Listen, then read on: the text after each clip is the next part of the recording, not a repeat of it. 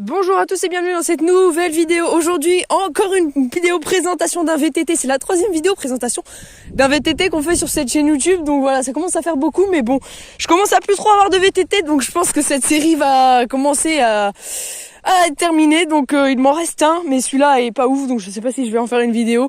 Mais en tout cas, aujourd'hui, c'est la vidéo du présentation du Rock Rider ST530, lui Sportrain, mais tout suspendu.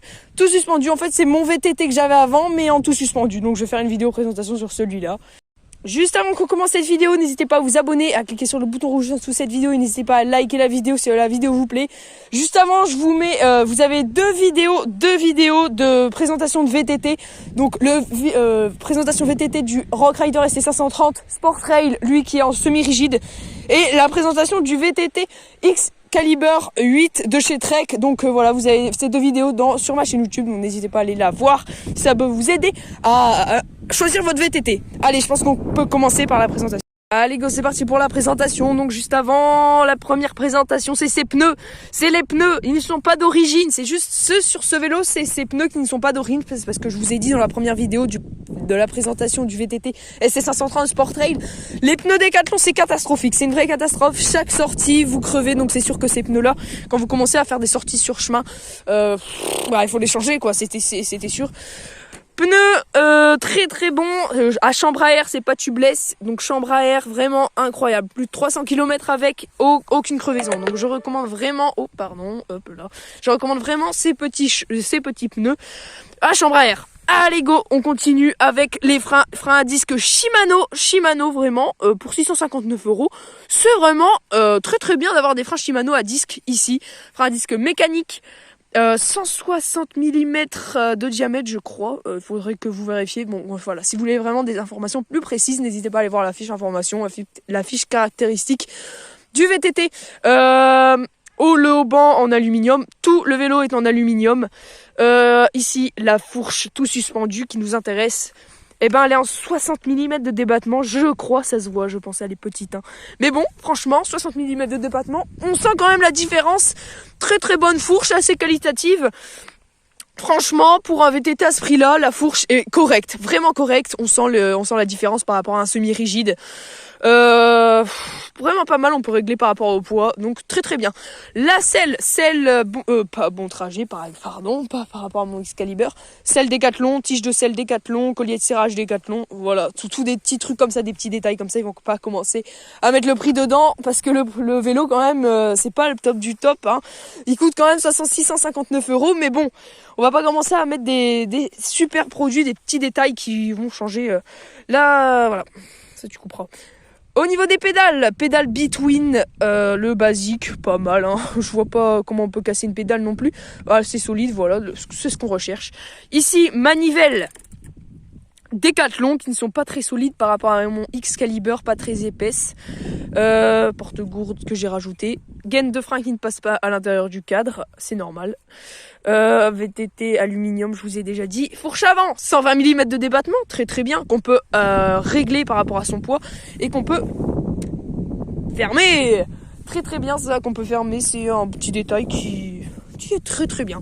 Frein avant Shimano, petit frein avant Shimano, 160 mm de diamètre, voilà, qui ne change pas par rapport à l'avant à l'arrière comme mon Excalibur. Pneus pas d'origine, jantes Décathlon, la claque. Voilà, je pense que non, le petit cintre, le petit guidon Décathlon, 520 mm de longueur, avec les poignées Décathlon, manette de frein Shimano, sonnette Décathlon, potence de 80 mm en alu qui est assez épaisse par rapport à mon Excalibur, donc voilà, le poids il est là. Compteur qui n'est pas d'origine, manette de frein Shimano. Passement de vitesse, au niveau des passages de vitesse, c'est pas du Shimano, c'est du Microshift. Poignée Décathlon, voilà, on a tout dit pour ce côté-là, et après on ira de l'autre côté. Bon, voilà ce que je pense de ce vélo, c'est que la fourche, elle est très très bien. Ça fait 2 ans maintenant que j'ai ce vélo. La fourche avant comme la fourche arrière, elle commence un petit peu à devenir plus rigide. Donc c'est sûr que normalement il faut faire ça tous les ans, qu'il faut un petit peu l'entretenir la fourche tous les ans. Mais là ça fait 2 ans que je l'ai pas faite, donc c'est sûr que la rigidité elle commence à être là. la fourche 120 mm de débattement, c'est comme une 100 mm de débattement, en fait. On peut voir que là, la fourche, elle a monté jusque là, le maximum. Donc, elle a monté au 1/3. Il reste 2/3 où la fourche n'allait jamais monter. Donc, c'est sûr que 120 mm ou 100 mm de débattement, c'est la même. C'est la même. Donc voilà, vélo pour 659 €, vous avez vraiment un vélo tout suspendu convenable. Mais après, faut taper dans le prix pour un meilleur VTT, quoi. Allez, on est de l'autre côté. Donc, ce qui nous intéresse ici, c'est la couronne. La petite couronne Décathlon Miranda. Bon, je sais pas, je connais pas. Qui est pas très solide. Pas très solide. Le pédalier n'est vraiment pas très solide chez Décathlon parce que le mien, j'ai dû le changer. Et celui-là, il y a un petit bruit. Un petit... Ah, je sais pas comment expliquer, mais je sais pas si vous l'entendez. Voilà, un petit bruit anormal en fait, qui fait que je dois changer le pédalier. Donc vraiment pas très solide par rapport à mon Excalibur. Ça devrait être à changer. Ça devrait être à changer.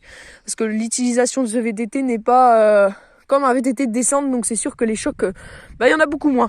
Le dérailleur, c'est un dérailleur Rock Rider Micro Shift. Voilà, donc le bas de gamme quoi.